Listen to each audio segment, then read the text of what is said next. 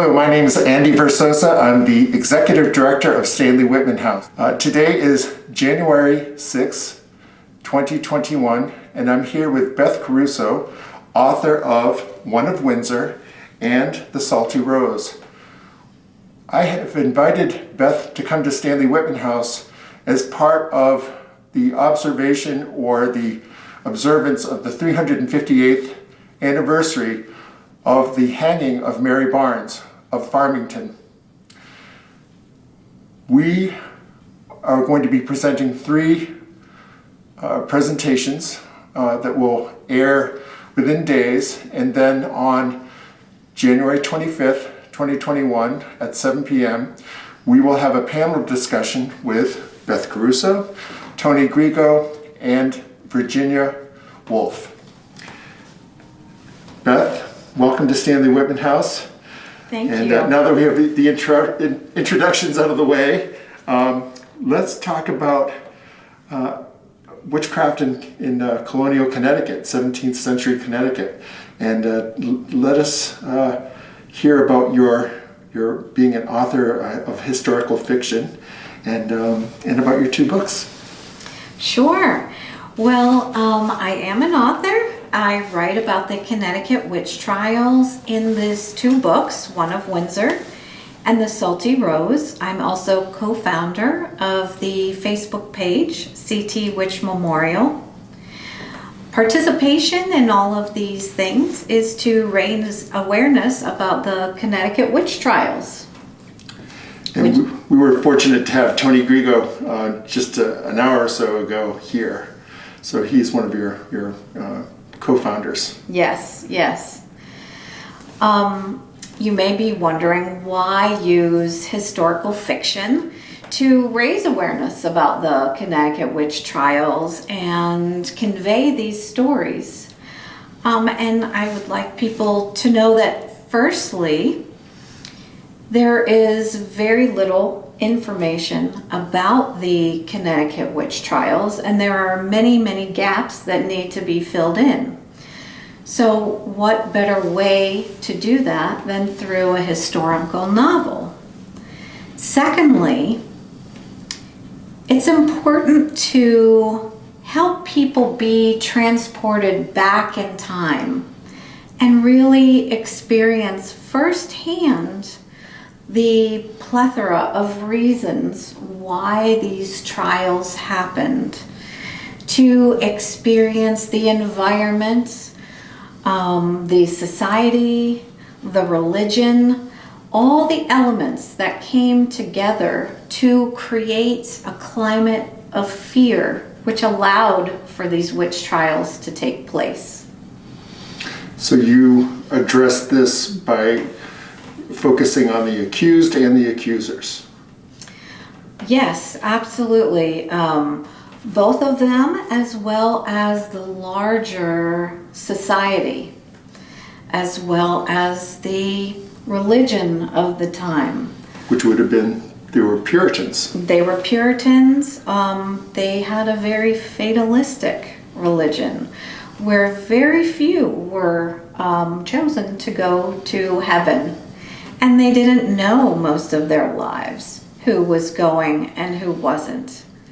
So their existence was very precarious, even though spirituality was at the forefront of how they lived.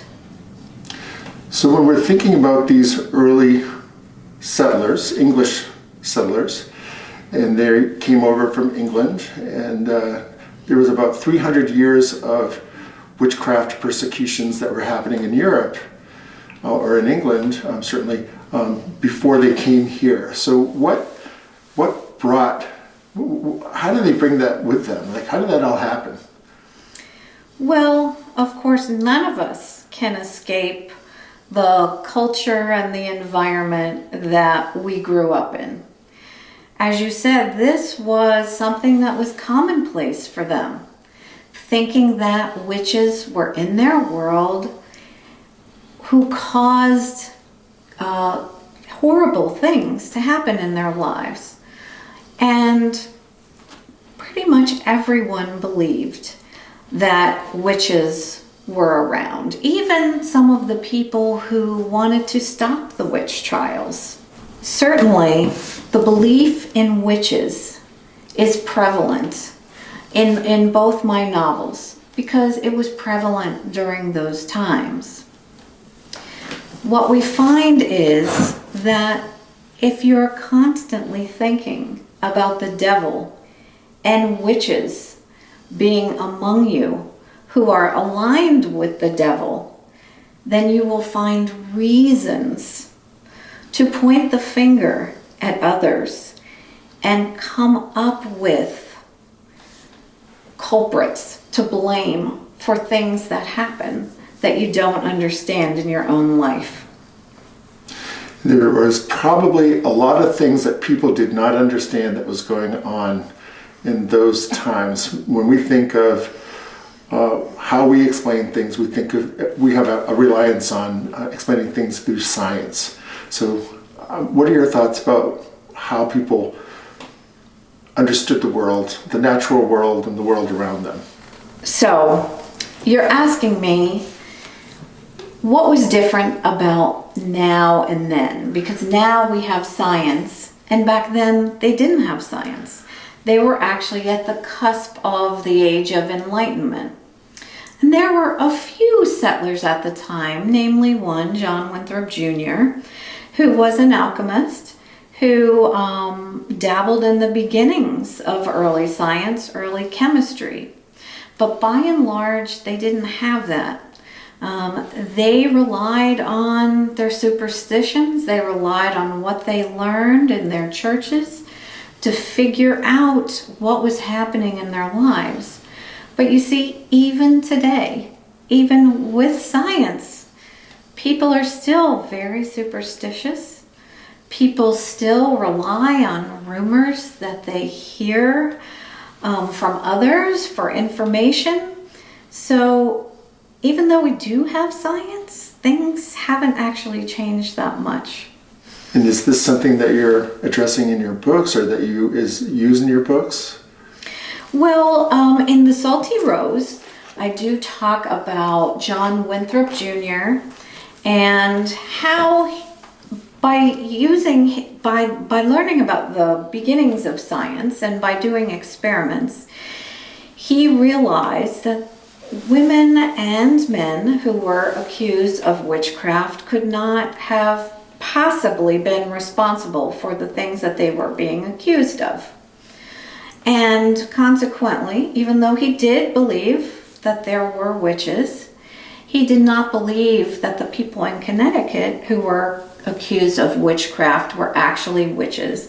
And he played a key role in stopping the witch trials in Connecticut 30 years before the Salem trials even began.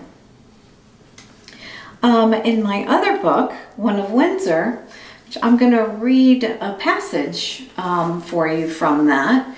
It happened during the time of a pandemic, so talk about parallels to today. The pandemic that they were going through at that time was an influenza epidemic. Alice Young was hanged in the year 1647, the same year as this epidemic. And through using historical documentation, such as property records and death records, I was able to see how the death rate during that pandemic year, it quadrupled, more than quadrupled in fact.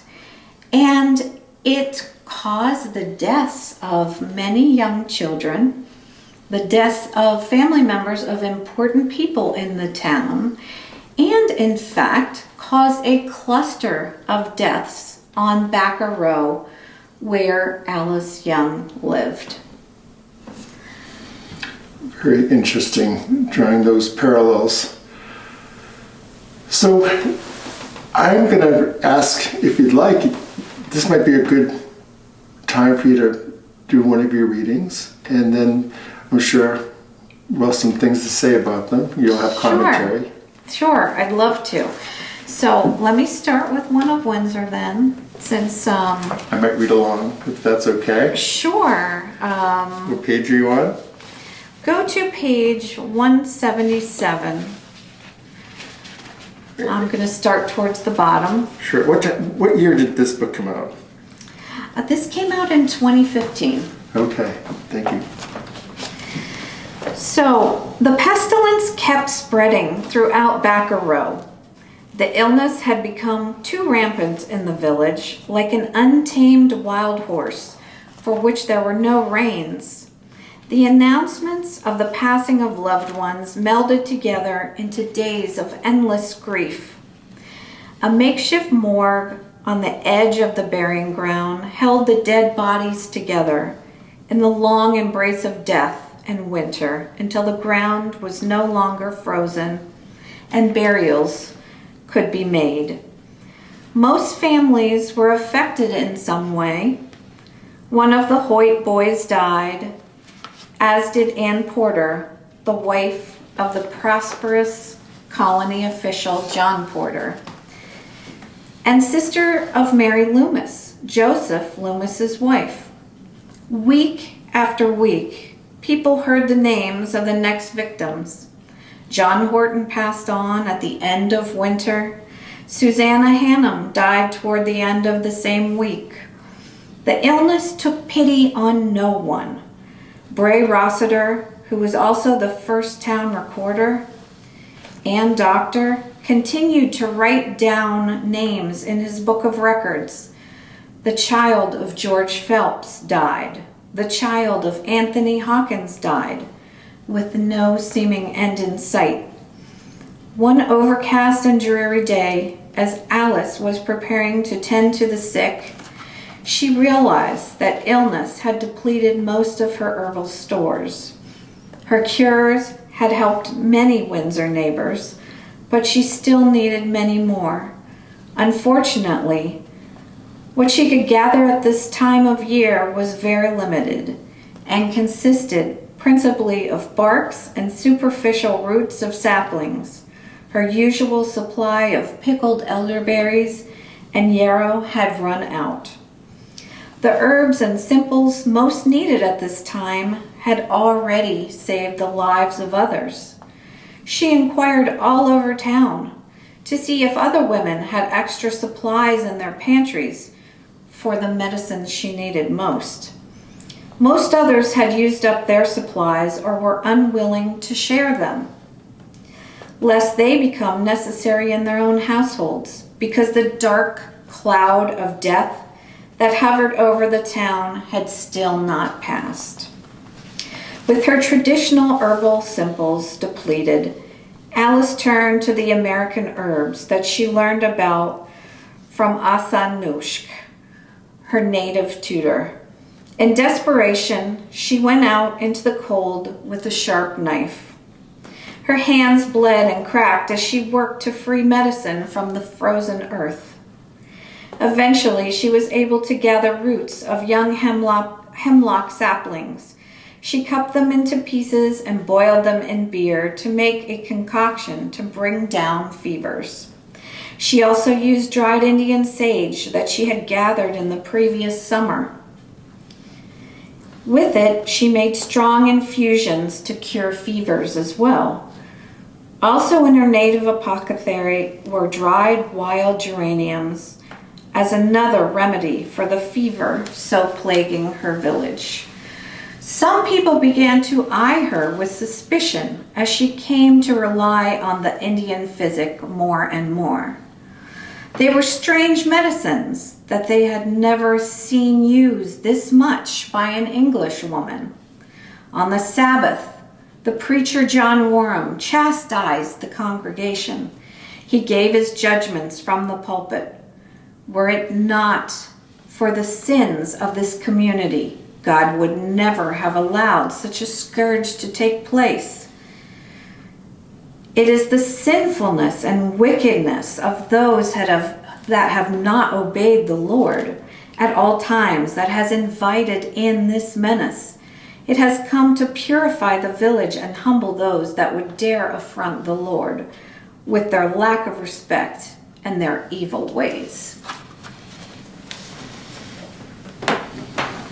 What I found of interest is you referencing Native American use of herbs and that shared knowledge at that time. Because would this have been about 1650? This was 1647, and there were very herbal exchanges that were happening with women who really had to provide everything for their families, not just food, but also medicines. They were the ones in charge of curing their family with illnesses. They brought over many seeds and many plants, and some of the plants were the same, such as elderberry, just different varieties which they could use.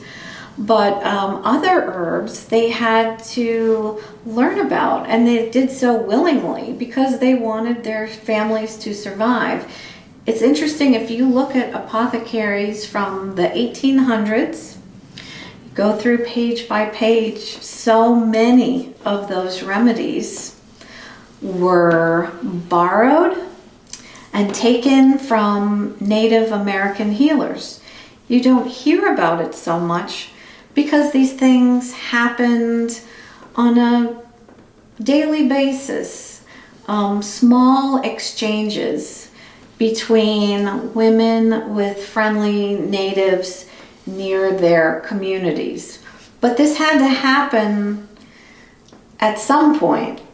And the way I present it in the story, it was just the beginnings of this happening. These weren't well-known staples at the time. And so one could see how the very first person to interact with the natives to gain this knowledge might be viewed with a little bit of suspicion because it was something brand new. Strange, unknown. Strange, unknown, and don't forget, as with the Salem trials, the Connecticut trials were preceded by a huge native war, the Pequot War. So all of these things may have fed into a suspicion. The thing is, we don't know. So as an author, again, I'm trying to fill in gaps and try and imagine, what possible issues would have come up for Alice Young in a pandemic. Why would people have pointed the finger at her?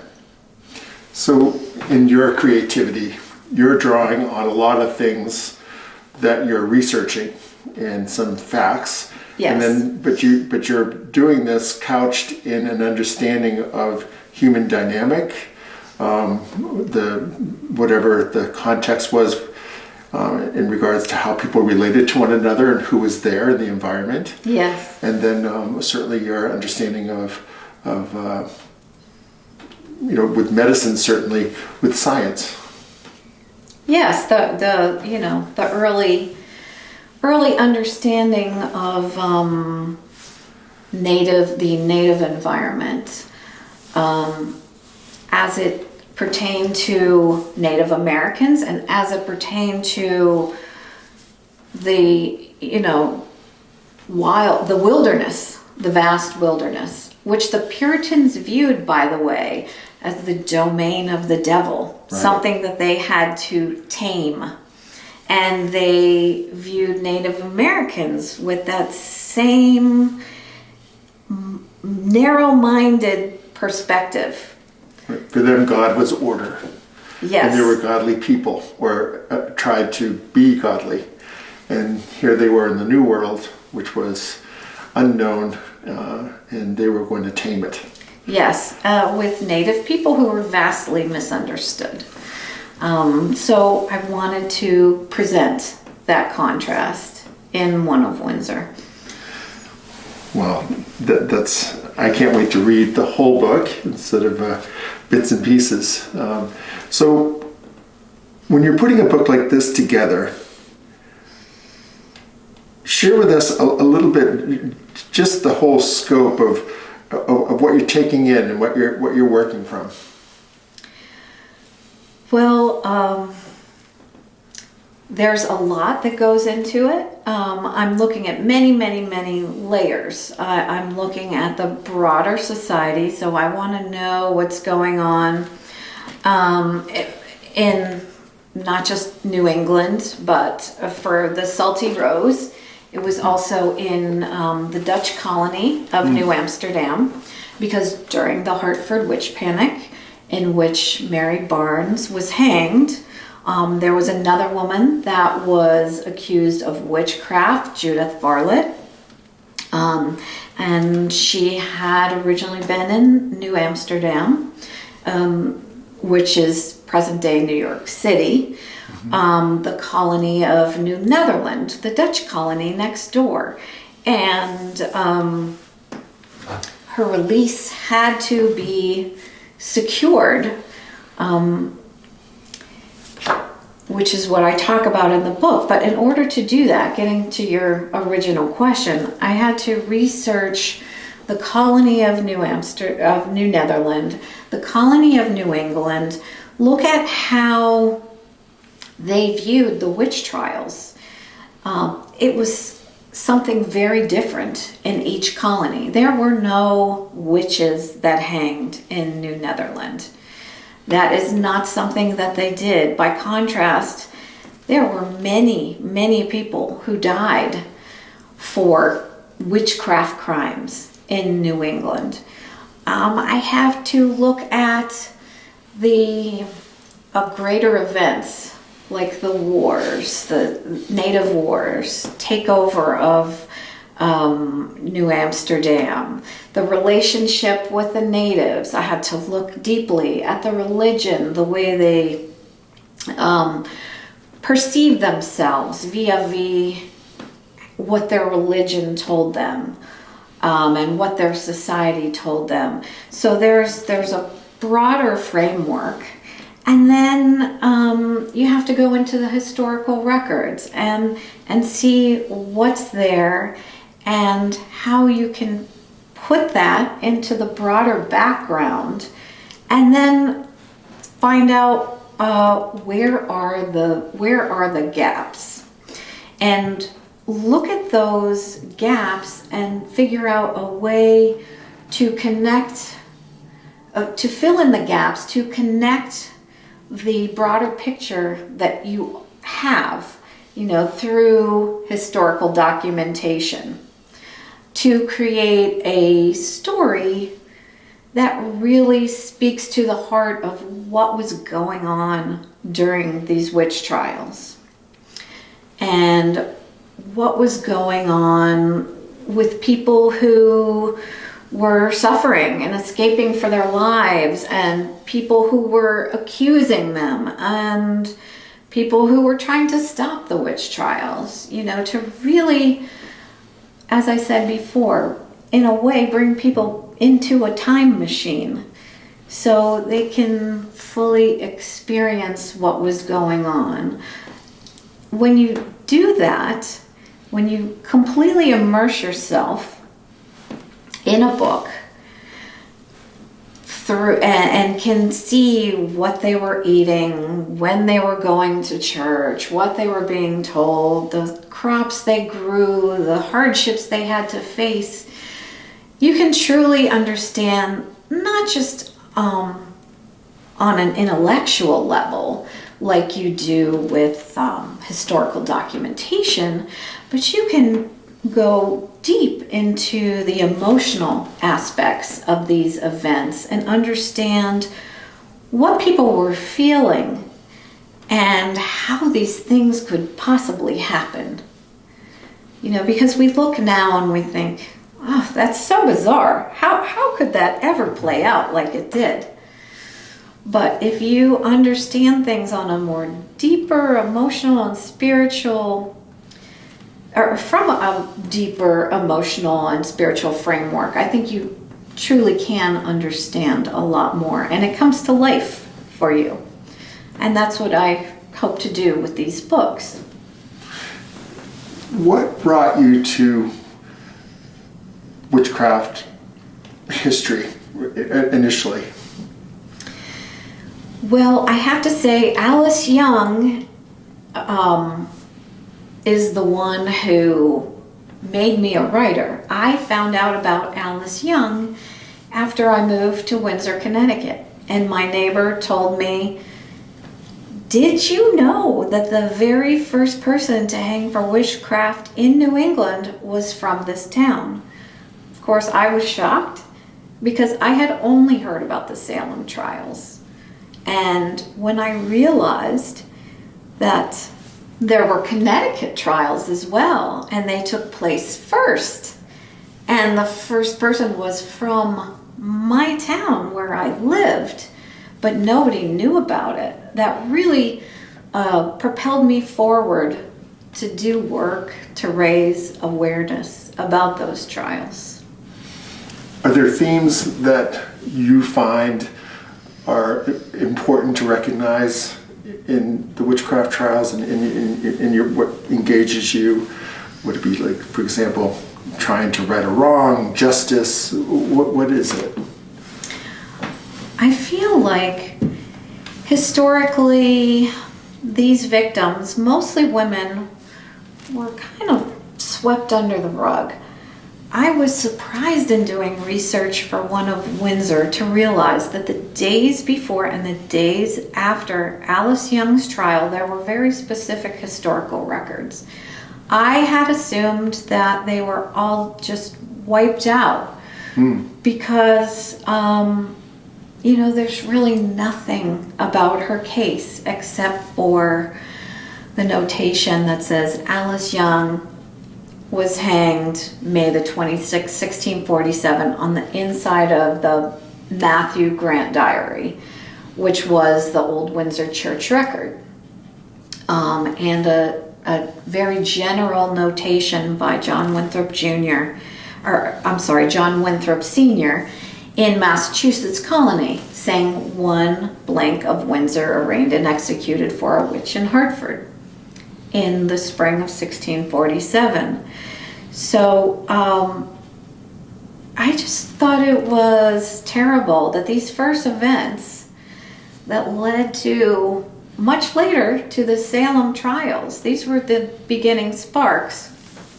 I just thought it was a shame and terrible for these people that there was no recognition of what had happened, and that even in the town where this first event happened, there were many people, I discovered in Windsor, who had never even heard this story, and the ones that had, only in passing and not in detail in any way, shape, or form.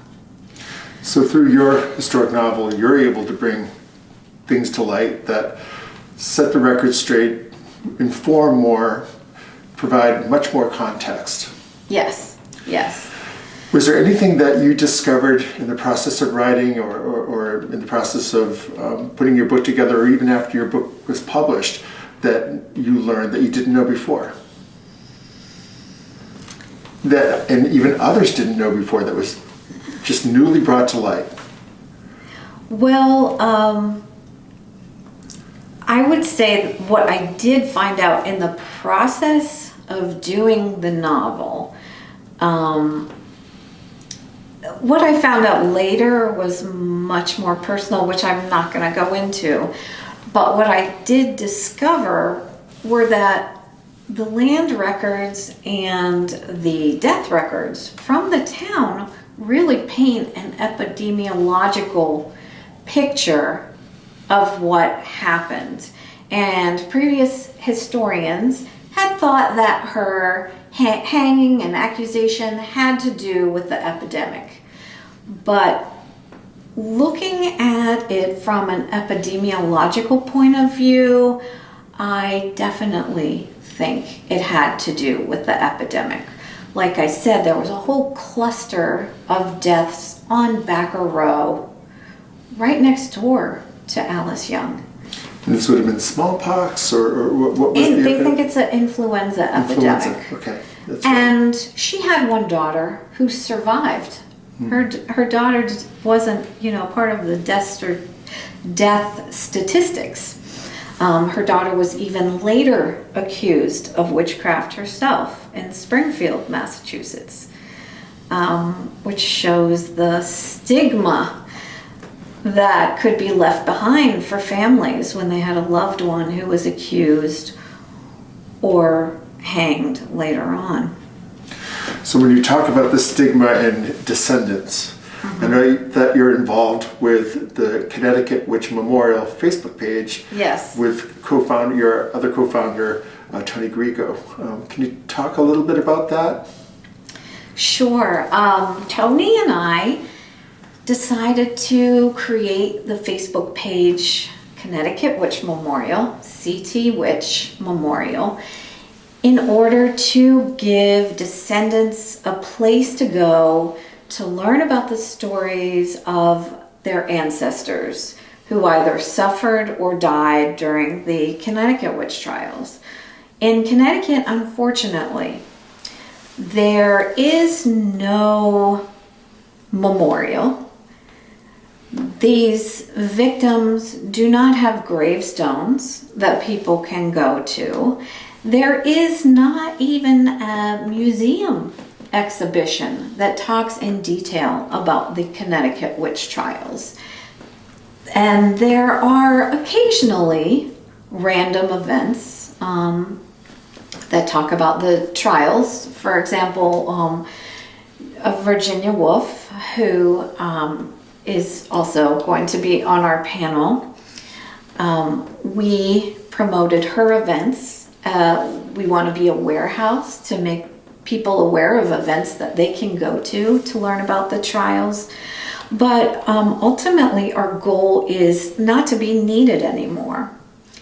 We hope that one day there's a place in Connecticut that will have a permanent exhibit about the Connecticut Witch Trials, about all the victims, what they suffered through.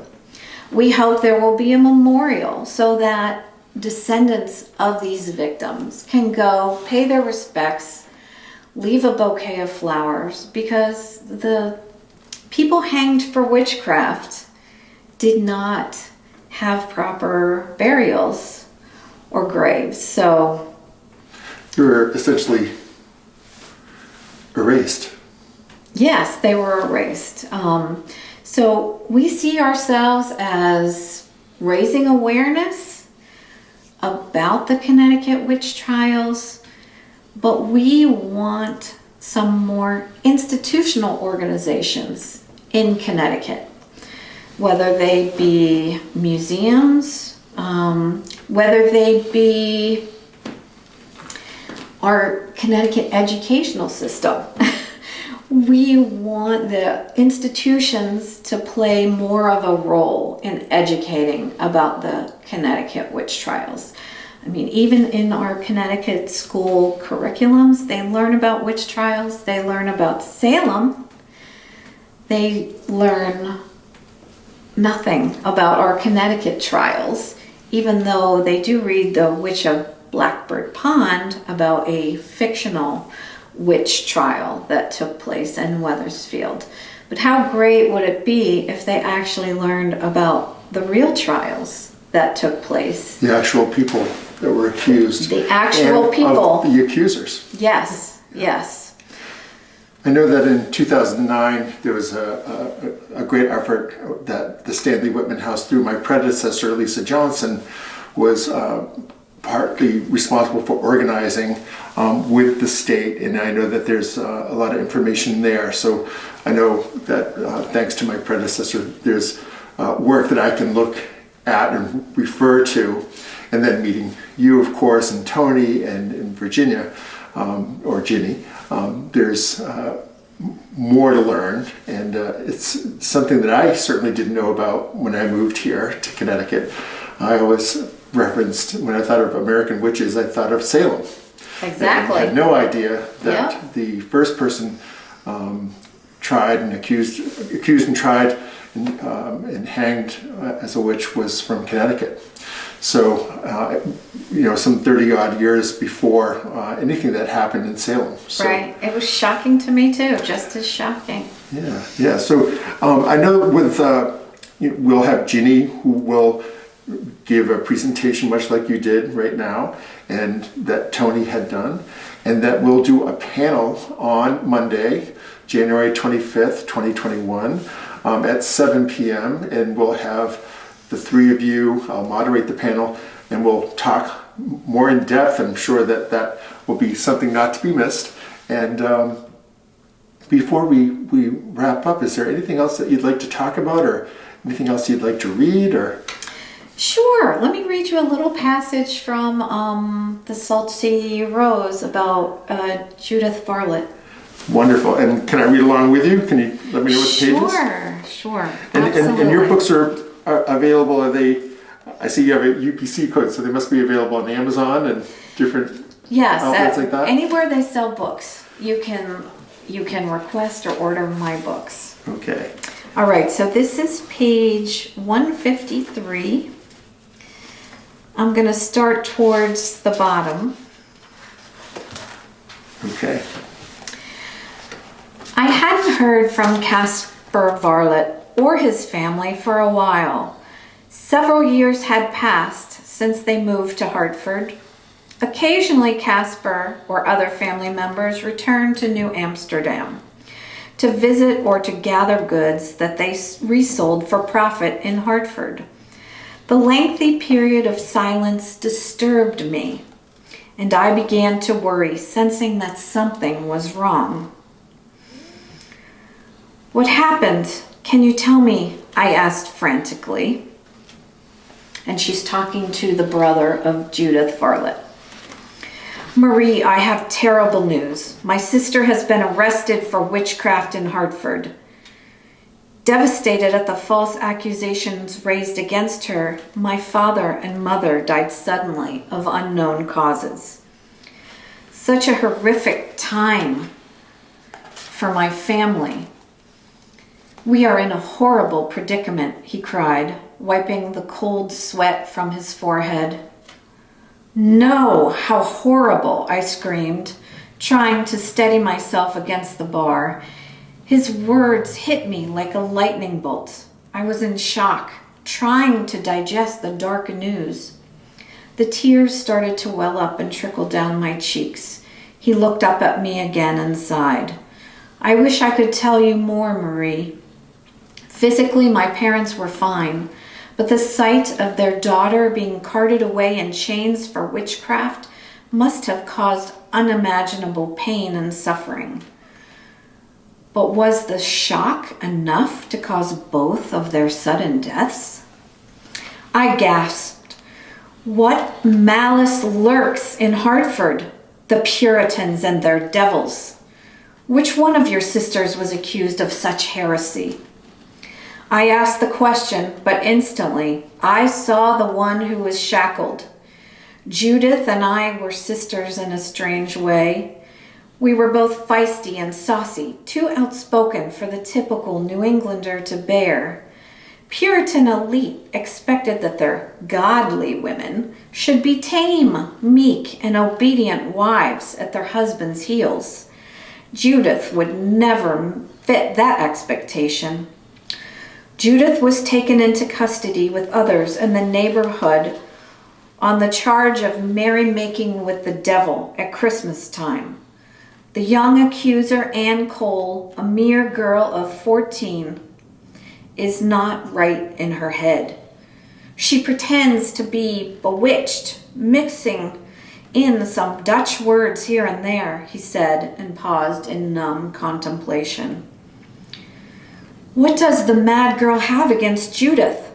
The free nature of Judith's spirit? Her confidence in rebutting the Puritan men's expectations of her? Oh, poor Judith. What can be done for her, I asked, reeling from the dreadful news. I know not the reason why the young girl acts as she does. I suppose it could be any silly reason for a girl that age. I came to New Amsterdam as quickly as I could to implore Director General Stuyvesant to help us with diplomacy. But things are complicated. Negotiations have stalled. Father's properties and businesses might be confiscated. Perhaps you can help me, Marie, said Nicholas. Of course, Nicholas. What can I do to help? I replied. Major Mason is in charge in Connecticut, while Governor Winthrop is away in England. Mason is a haughty and arrogant man who is resolute to punish and kill anyone who is seen as cavorting with the devil. It's no surprise that he also hates anyone connected to the Dutch. I hold no hope for Judith's redemption under his charge. So far, he has been unwilling to negotiate fully for her release. Stuyvesant broods at his powerlessness to release her. Such a desperate situation. I am so sorry. There must be something to budge that deplorable Puritan Mason, I cried out. Wow.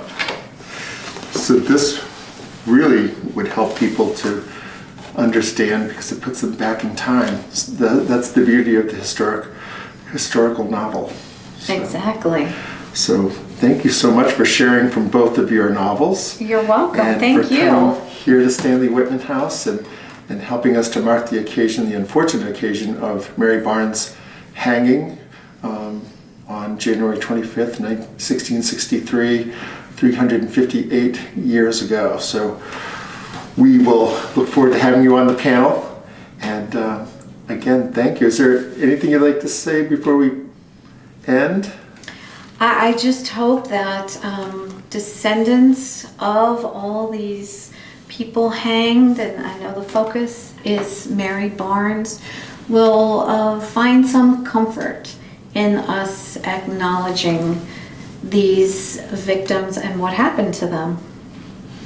Well, thank you for making the invisible visible and acknowledging that this happened in our history and trying to set the record straight.